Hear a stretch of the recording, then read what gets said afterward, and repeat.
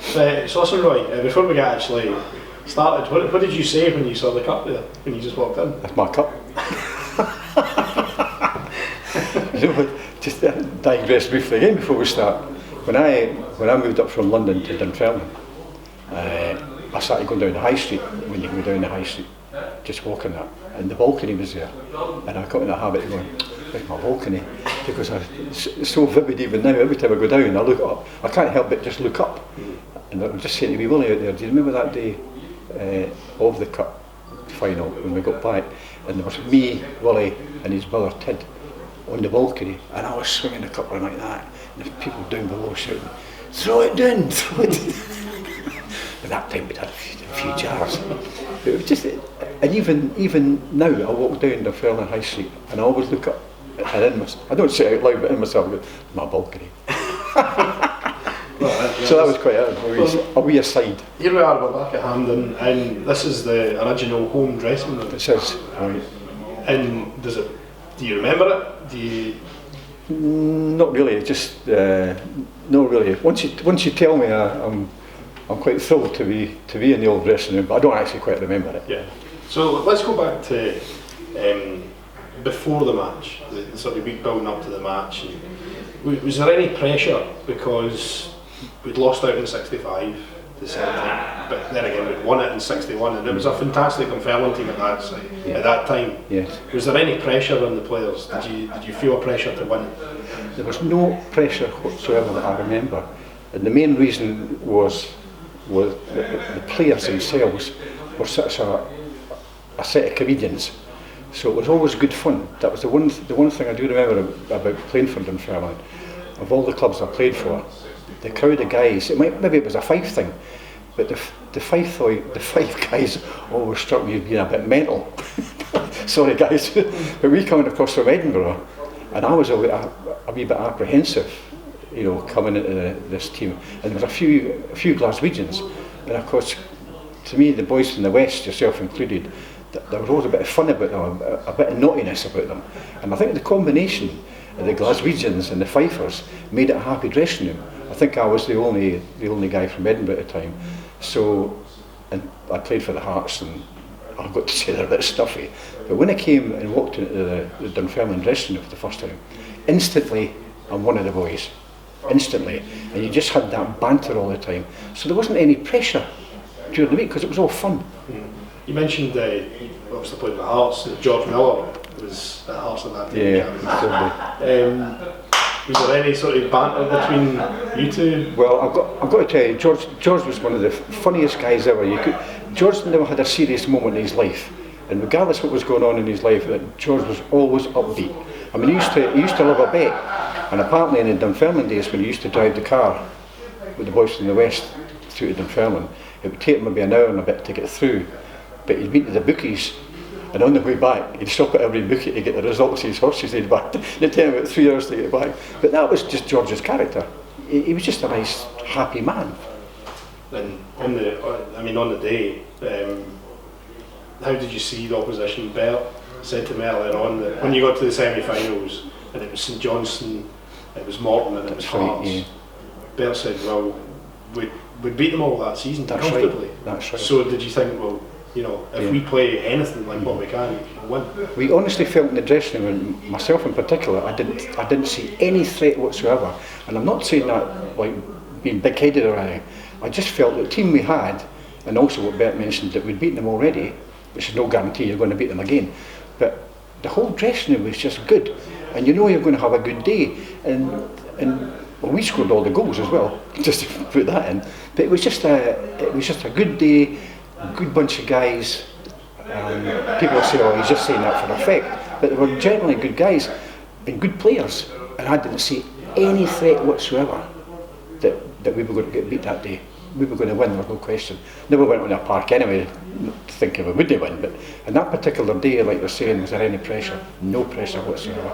Arriving this morning in the minibus, I would imagine arriving at the stadium would have been a wee bit different with the police escort and all the rest of it. Yeah. Can you remember that? That was the police escort. I remember briefly, but coming today was quite good fun because the guys they're the same guys, they're a bit older, but they're still the same guys and the same sense of humour.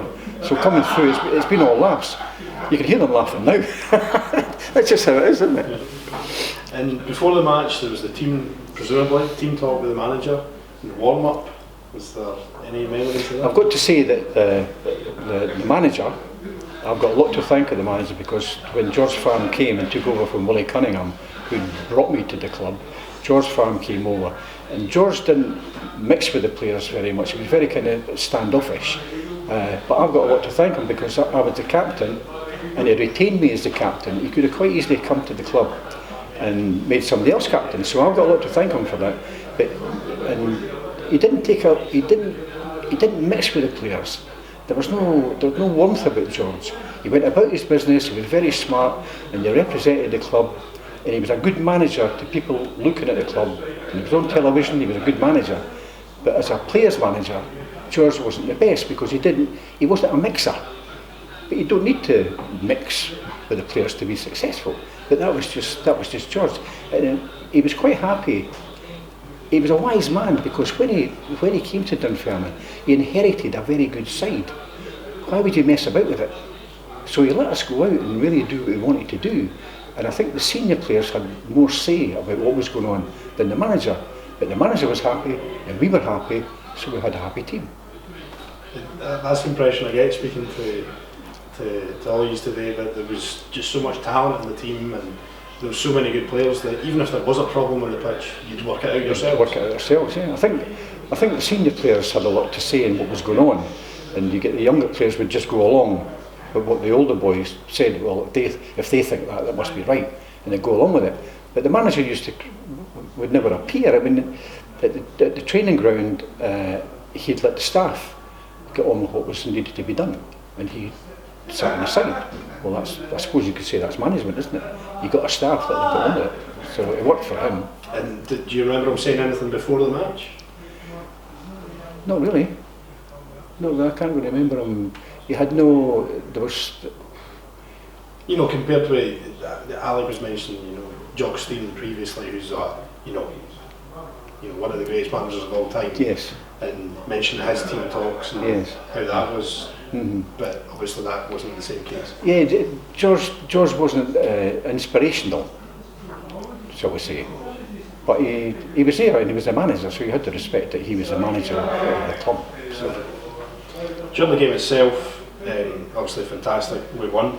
A couple of incidents. Perry was brought down from the penalty, yes. But I believe it was a fantastic move leading up to that point as well. Well, we see that particular game, I just thought we played some great football, and we see the old footage, and they talk about top teams at the moment, like Man City at the moment, retaining possession and then breaking quick. Bert was a classic example to young midfield players breaking forward beyond our own strikers, and Bert used to make these runs over and over again, long bursting runs for 40 yards.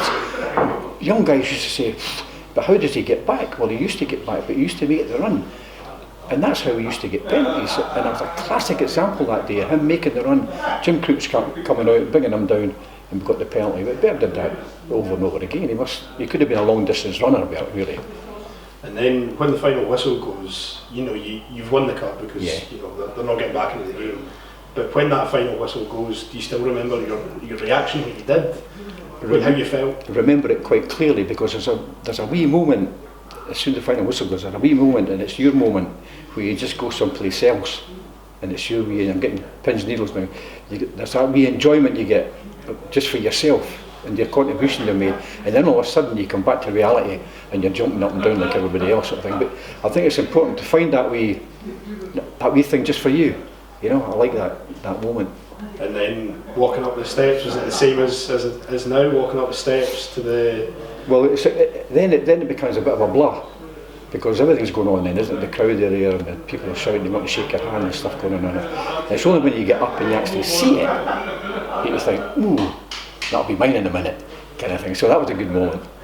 And then that was followed, fantastic, the highest of the highs, but there's always that wee bit damper when you think about it, because coming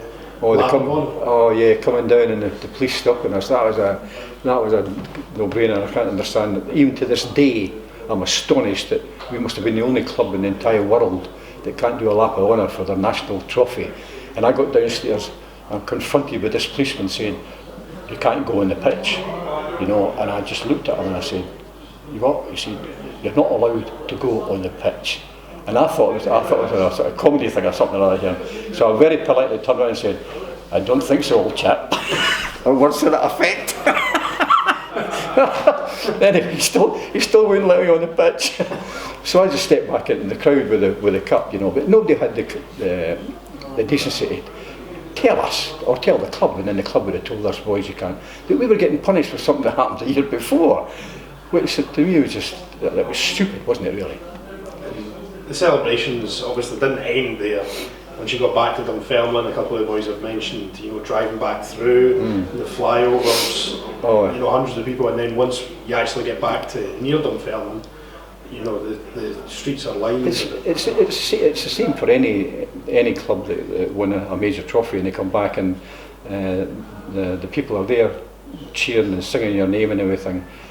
That's something that never leaves you, and it was nerve tingling to eventually get up on the balcony and look down at all these people, and you're trying to actually communicate with individuals through your eyes and experience what they're feeling. You're trying to be, you're kind of swapping places kind of thing. There were like 10,000 people there, but the good thing for me was the amount of children that were there in the crowd with their parents. And now at East End Park, when we go for a drink in Legends, or when the former Players Association meets up in Legends for a drink after the game and a chat, granddads come over, and they were the kids that particular day, and they introduced me to their grandchildren. I was there when he was on the balcony with a cup, blah blah blah. That's the warm bits. That's the fantastic bits. And here we are, 50 years. 50 years. I bet it doesn't feel like 50 years. 50 years, I don't know where it's gone, but it's been a good 50 years, you know. And then I just love the club to bits. It's a great club. And it's a great club for youngsters to get involved in. You know, it's just an amazing club. And saying it's an amazing club, I think it's important. It's important to mention, like, we know why we're here today, but there's people who should be here and they're not here. And I'd like to mention briefly, if you don't mind, the guys: Jim Fraser, who was the centre half, John Mann, the left back, Ian Lister outside right, who scored the penalty in the semi-final and the final. Strong wee man, Hugh Robertson, outside left. You know, these are guys who passed away, and they were there on that day. Our trainer, physiotherapist, who just passed away recently, funerals on Friday, Andy Stevenson, great man. Just lovely people to work with and everything. And I think it's important not to forget that we're here having a jolly, and they're not here. So anyway, I think it's important to mention these guys. And finally, just for your career, is this the highlight? Yeah, this is brilliant. Eh? This is not real. Coming to hand in it. Honestly, it's just, yeah, it's difficult. It's almost difficult to put into words that kind of excitement. And people might say, "I've heard it all before," but it's real. And somebody else sitting here would say the same thing, because it is real. Come in hand in your national stadium, and you've been out. I was going to say you've been out with the cup, but we've not been out with the cup. We got the cup, we didn't get out with the cup. But this idea, our general manager, Mikey Milokovic, comes up with this idea of the lap of honour. It's fantastic, what a great thing. And it's great for us. It's great for everybody, because when people see this, they'll think, that must have been really good, I wish I'd done that. So that's good. And for all the fans who, you know, have been born since then and haven't had the chance to taste that, hopefully it's sometime. I carry a note in my wallet. I take it it's been there. It's just there. And I go to various different clubs and everything. They talk about clubs doing this, clubs doing that, and it always comes up about what Dunfermline did, because we've slipped a wee bit, but we're still there. And I'll mention, I'll never forget that time we beat so-and-so in the European Cup Winners' Cup. And they kind of give me a sort of funny look about, what cup? And I say, the European Cup Winners' Cup. When did you play in Europe? Thank you very much, you just opened the door for me. And I go in my wallet and I come out with the cert, and I go, see from there to there. And I hand it to them, I said, can you read that? And they'll read all the teams in Europe. And they'll say, when was that? And I'll say, it's dated. These are the teams that we beat in Europe over the years, and the people don't believe it. And I've got to put it like that, and I say, and I put my way in my wallet and I walk away, I'm all chuffed. I've made the point, haven't I? made the point, they think, oh, just a wee club. We're a big club. We're a big club, we need to go places. And I hope that happens again.